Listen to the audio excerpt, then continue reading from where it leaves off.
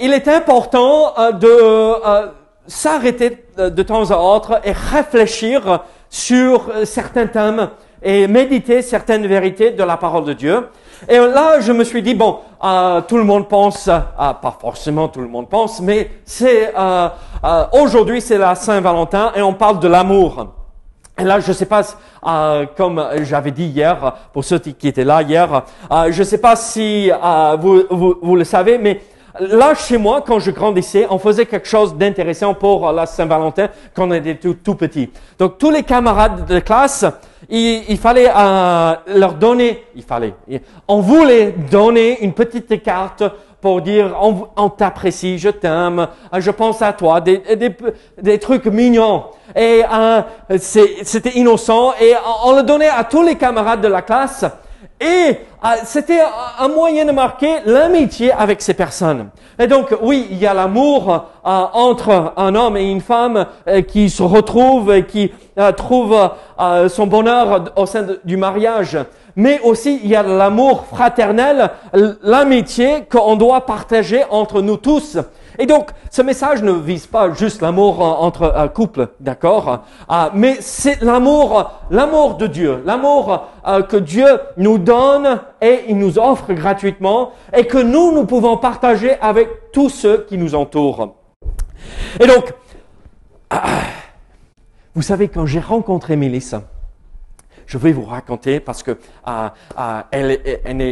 j'ai pas raconté cette histoire hier pour le culte parce qu'elle était là. Donc je voulais pas l'embarrasser et pour qu'elle devienne tout rouge. Mais la première fois, même pas quand je l'ai rencontrée, la première fois on était à la fac, on commençait à faire nos études. J'étais assis dans une table et c'était ce qu'on appelait en anglais commons, donc ce lieu commun pour tous les étudiants. On vient, on passe du temps ensemble, on travaille les cours ensemble. Et j'étais assis là. Et il y avait une autre fille à côté de moi à ce moment-là. Et Mélissa entre par la porte et je la vois. Et je dis, oula, qui est cette belle jeune femme-là? Et par hasard, la jeune femme avec laquelle on étudiait, on était assis ensemble, elle dit, je veux te présenter quelqu'un. Et je dis, là, c'est quelque chose de miraculeux. Waouh, merci Seigneur. Et là, il y avait ce sentiment, ces émotions, vous savez, dans le ventre. Oh, mais à peine on arrive à se contrôler et à partir de là, on a établi une relation, on commençait à parler et vous connaissez la suite de l'histoire. Je vous pose une question.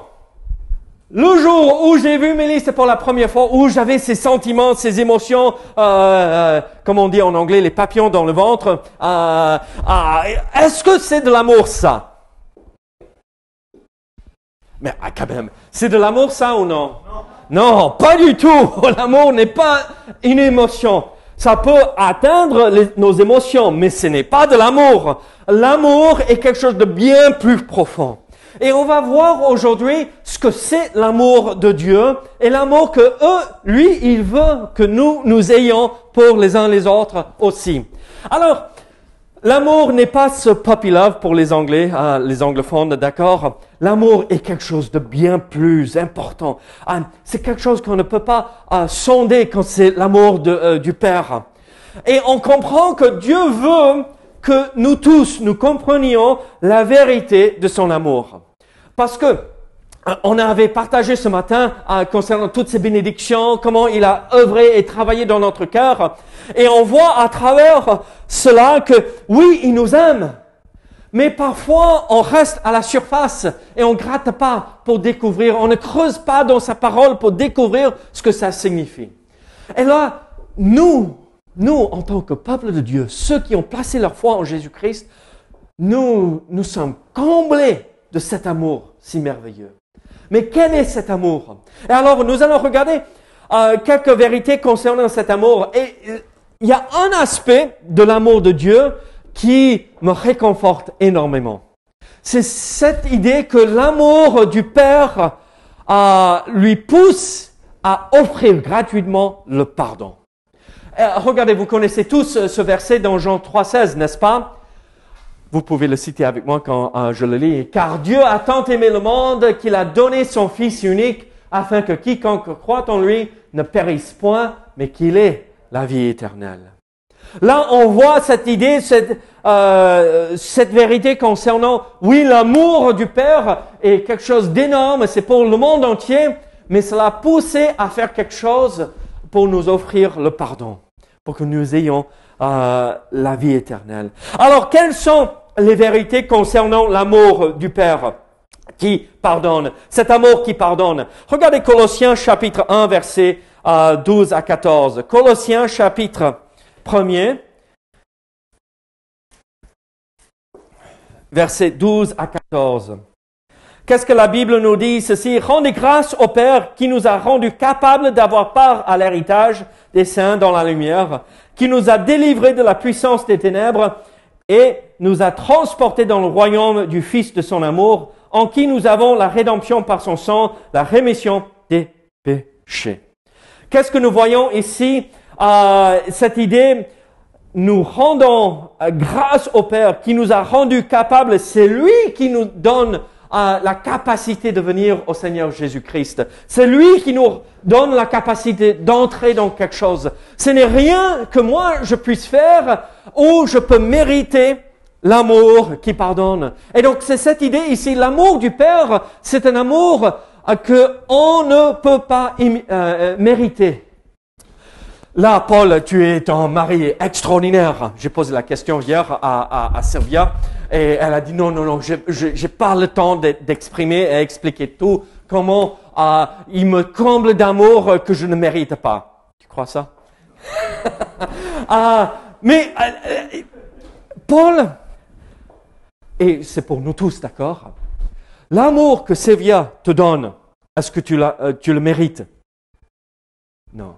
L'amour que Mélissa me donne, je ne le mérite pas non plus. Roger, l'amour que tes parents te donnent, est-ce que tu le mérites? Non. Peut-être un tout petit peu, parce que c'est quand même Roger.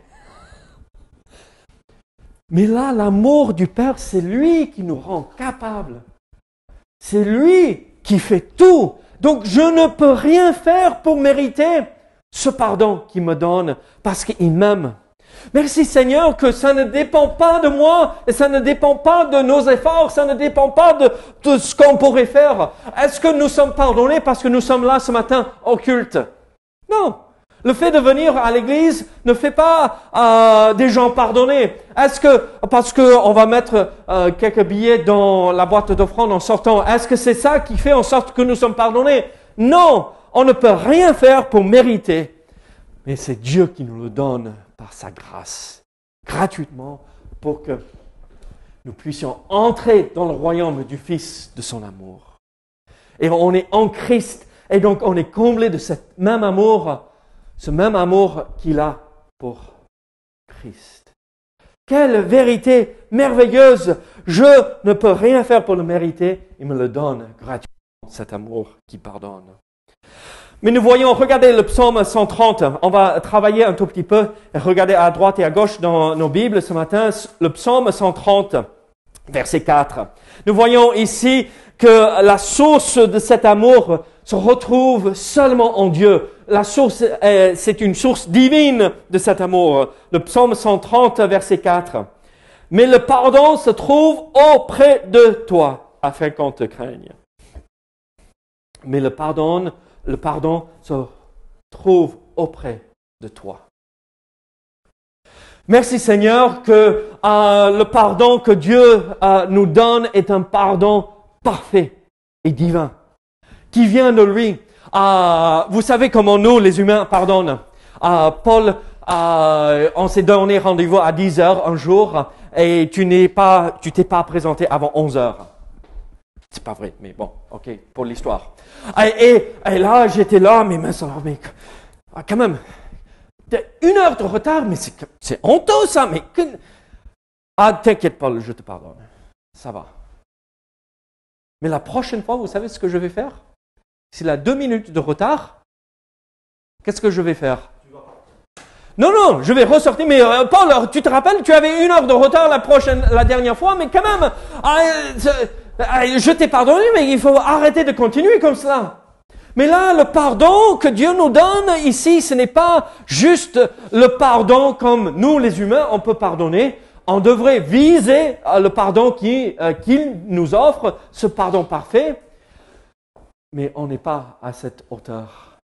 Et comprenez, quand Dieu nous pardonne à cause de son amour, c'est un pardon où il oublie, il efface. Et c'est un pardon parfait et divin. Vous connaissez le verset dans la Bible où on parle que quand Dieu nous lave de nos péchés, il nous pardonne de nos péchés, il jette le péché aussi loin que l'ouest et de l'est. Voyons, Dominique, si tu es fort en géographie. On part chez moi, aux US. On est sur la route 66. Claude, tu as fait la route un tout petit peu. J'ai même vu des photos de cela. Et on va vers l'ouest. Et on continue. On arrive à l'océan Pacifique. On monte dans un bateau. Et on continue. On traverse l'océan.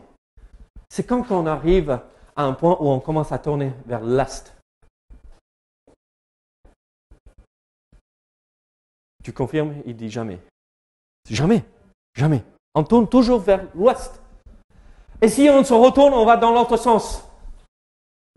Toujours vers l'est. Mais Paul, si Dieu avait dit, je jette et j'éloigne ton péché aussi loin que le nord et du sud, à un moment donné, on va dans le nord. C'est qui tu viens du nord aussi, toi. Okay, on va vers toi dans le froid. On va enfin chez Mélisse dans le froid à New York où on a ça de neige chaque hiver. Et on se caille et on se gèle et on ne sait pas comment on va faire. Pourquoi les gens habitent dans ces endroits où il fait froid? Je comprends pas. Et on continue. Et on arrive au pôle Nord. Qu'est-ce qui va se passer? On passe et on commence à aller vers le sud. Alors ce pardon qu'il nous offre, il nous pardonne parfaitement, entièrement, où il n'y a plus moyen pour revenir. Et ça, c'est le pardon parfait, divin que Dieu nous offre. Et c'est le pardon que nous devrions offrir aussi, à cause de notre amour pour notre prochain, à tous ceux qui nous entourent, où on oublie complètement. Mais vous et moi, on est humains, n'est-ce pas? On n'oublie pas. Mais il faut pardonner. Alors, nous voyons que c'est un pardon qui est immérité. C'est un pardon qui a une source divine, ça vient de Dieu et c'est un pardon parfait. Mais regardez Éphésiens chapitre 1er. Éphésiens chapitre 1er et verset 7.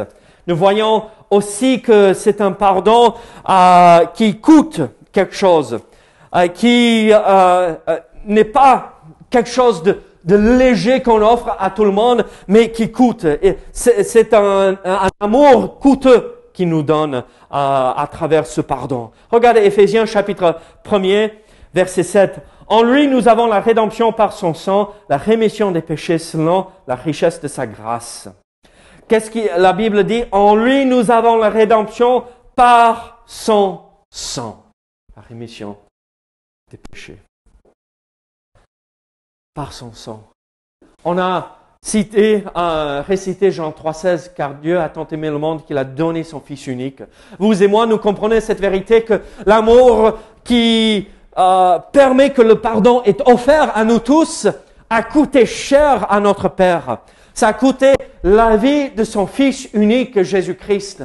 Et alors, quand nous voyons, nous comprenons l'amour du Père, nous voyons et nous comprenons que ce n'est pas quelque chose qui n'a pas de valeur. En fait, ça lui a coûté cette chose qui est la plus importante pour lui. Son Fils, qui est mort à la croix. Et vous et moi, on prend cet amour légèrement parfois. On avait même dit ce matin, on est sauvé et après on oublie et on continue, on est pris par les obligations de la vie et on oublie que cet amour qui nous offre à travers le pardon, c'est quelque chose qui a coûté cher, mais après on le prend à la légère. On est distrait, on s'éloigne, on ne pense plus. Et là, c'est ce qu'il ne faut pas faire, c'est tomber dans ce piège comme nous avons vu dans l'église d'Éphèse. Ils ont oublié leur premier amour.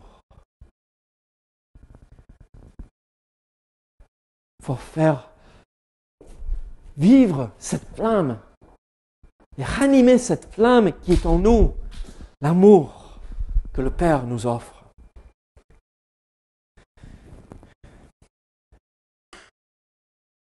Est-ce que l'amour, c'est de l'amour quand ça ne coûte rien à la personne, quand elle l'offre? Ce n'est pas de l'amour si ça ne coûte rien. Vous savez, le problème que nous voyons ici dans notre société aujourd'hui, c'est que, en fait, on dit « je t'aime ». Yeah, me too. Moi aussi. Et c'est léger, c'est pas de l'amour. C'est une émotion. Je la trouve jolie, ou je le trouve bien, ou oui, au moins ensemble on pourrait s'en sortir un peu mieux. Et à la fin, ça ne coûte rien, et quand ça coûte trop, et quand ça exige un peu de travail, on dit non, c'est pas la peine, ça vaut pas tout cet effort, et on va avec quelqu'un d'autre. Mais ce n'est pas l'amour que Dieu nous offre. Ce n'est pas l'amour qui nous donne et qui nous comble de cette bénédiction, cette vérité si magnifique. Dieu nous aime à un point où il était prêt à tout sacrifier pour vous et moi. Qu'est-ce que nous sommes prêts à sacrifier pour lui? Pour cet amour qu'il nous offre. Alors nous voyons que c'est un amour immérité. Elle a sa source en Dieu. Elle est une source divine. Ça coûte quelque chose. Mais regardez Romains chapitre 3. Romains chapitre 3, nous allons voir une vérité merveilleuse. Romains chapitre 3, versets 24 et 25. Et ils sont gratuitement justifiés par sa grâce, par le moyen de la rédemption qui est en Jésus-Christ. C'est lui que Dieu a destiné à être une victime propitiatoire pour ceux qui auraient la foi en son sang, afin de montrer sa justice parce qu'il avait laissé impunis les péchés commis auparavant au temps de sa patience, afin, dis-je, de montrer sa justice dans le temps. Qu'est-ce qu'il dit dans cette première phrase de verset 24? Ils sont gratuitement justifiés. Comment? La foi en son sang. Regardez, cet amour qui pardonne, ça a coûté le Seigneur extrêmement cher. Ça lui a coûté toute sa vie. La vie de son fils, ça lui a coûté extrêmement cher. Mais enfin, à la fin, c'était, oui, un prix énorme pour le Seigneur à payer. Mais par la suite, il nous le donne, il nous l'offre gratuitement.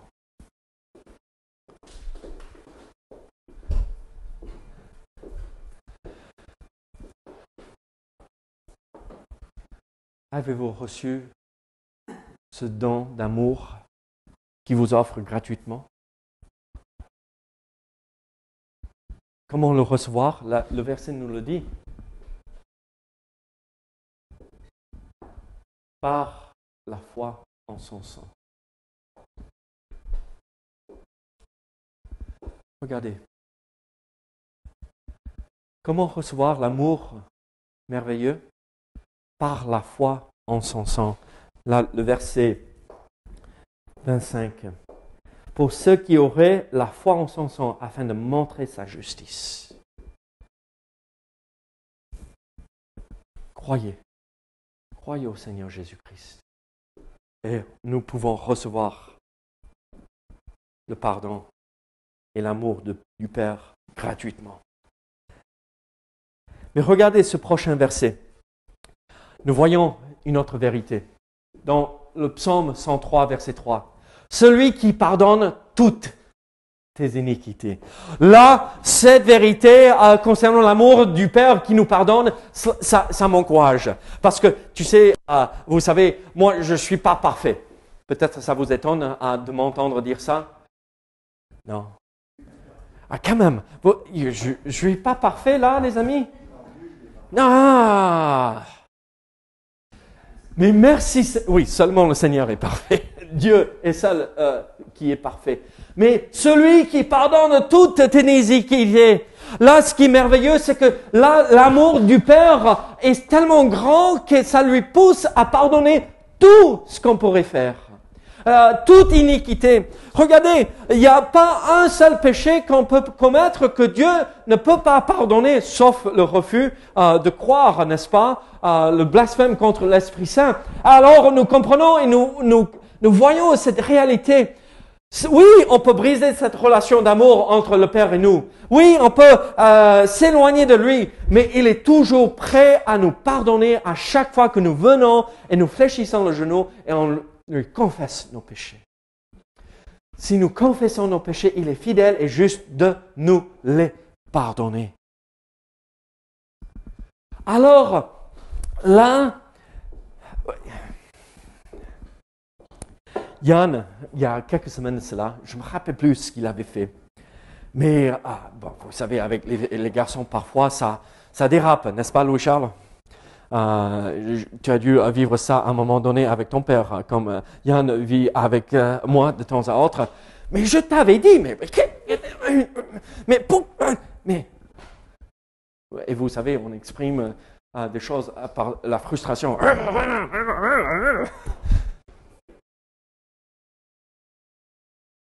Et après, on se reprend et on se rappelle. Voilà, le pauvre, je l'aime trop pour continuer. Et on le prend. Et il a une larme qui coule. Oh, mon pauvre, je suis vraiment désolé. Moi, j'ai plus mal que lui à l'instant. Parce que je l'ai trop grondé, là.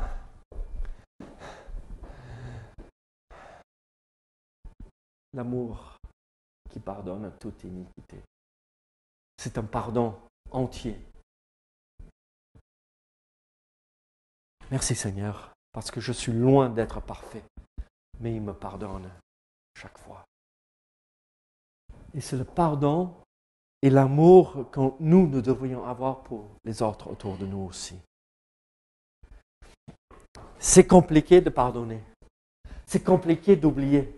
C'est compliqué d'offrir quelque chose qui nous coûte tellement cher, le pardon et l'amour. Mais il faut le faire. Il faut le faire. Et regardez Luc chapitre 7, verset 42. Nous voyons deux vérités de plus. Luc chapitre 7, verset 42. Qu'est-ce que nous voyons ici?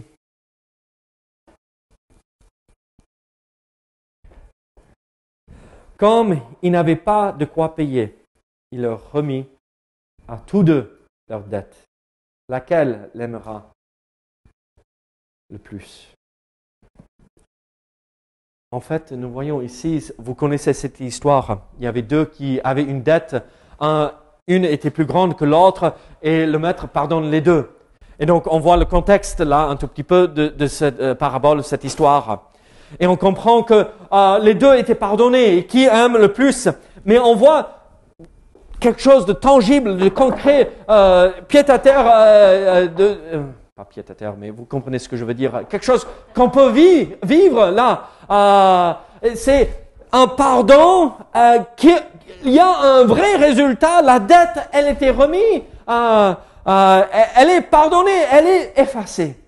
Et là, quand je viens dans la présence de Dieu et je fléchis le genou devant son trône de grâce et je prie, il m'écoute et concrètement, je peux venir et dire, mais regardez, ma dette a été payée, remboursée, liquidée, terminée, effacée.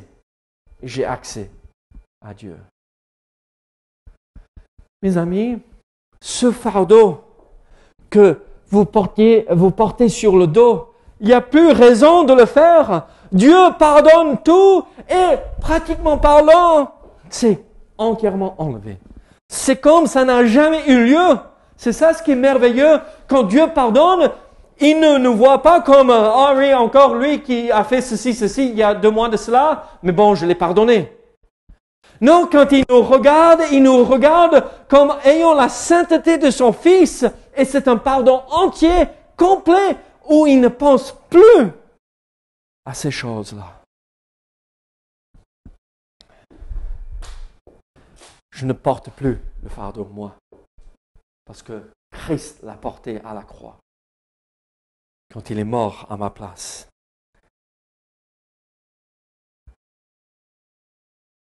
Et regardez 1 Jean chapitre 2, verset 12. Nous voyons une dernière vérité concernant cet amour de Dieu qui pardonne. 1 Jean chapitre 2, verset 12. Je vous écris, petits enfants, parce que vos péchés vous sont pardonnés à cause de son nom. Je vous écris, petits enfants, parce que vos péchés vous sont pardonnés. Là, l'apôtre Jean ne met pas « Je crois peut-être que vos péchés sont pardonnés. Espérons un jour vos péchés seront pardonnés. Ou si vous faites ça, vos péchés seront pardonnés. Ou bon, il faut faire plus de bien que de mal et après on va effacer le mal. » Non, il dit, et voici le fondement sur lequel nous pouvons construire une vie avec le Seigneur. C'est fait. C'est accompli. Quand nous venons par la foi en Jésus-Christ, il nous pardonne et il nous pardonne entièrement, complètement et c'est fait. Il n'y a pas un point d'interrogation qui suit la phrase. C'est accompli, c'est fait et c'est derrière nous. Là, il ne faut pas vivre dans le sens où l'incertitude, peut-être, je ne sais pas, non. Non, quand Dieu nous donne son amour par le pardon, c'est accompli. Ce n'est pas qu'il ne faut pas confesser les péchés par la suite que nous commettons, d'accord? Mais c'est fait. Alors, nous pouvons vivre dans cette assurance que c'est accompli. On l'a vécu et on a goûté à cet amour. Et nous pouvons être assurés de cette réalité. Je vous pose une question. Avez-vous reçu ce pardon, cet amour qui pardonne? À un moment donné dans votre vie, est-ce que vous êtes arrivé au point où vous avez dit « Oui Seigneur, j'accepte ce pardon, cet amour que tu m'offres ». Si oui, sinon, il faut prendre la décision aujourd'hui. Mais si oui, qu'est-ce que vous faites de cet amour?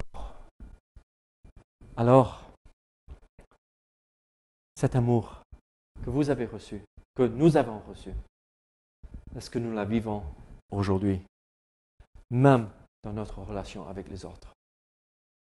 Soyons sûrs que nous ressemblons à notre Père dans son amour qu'il nous donne. Prions ensemble. Seigneur, merci pour tout ce que tu fais.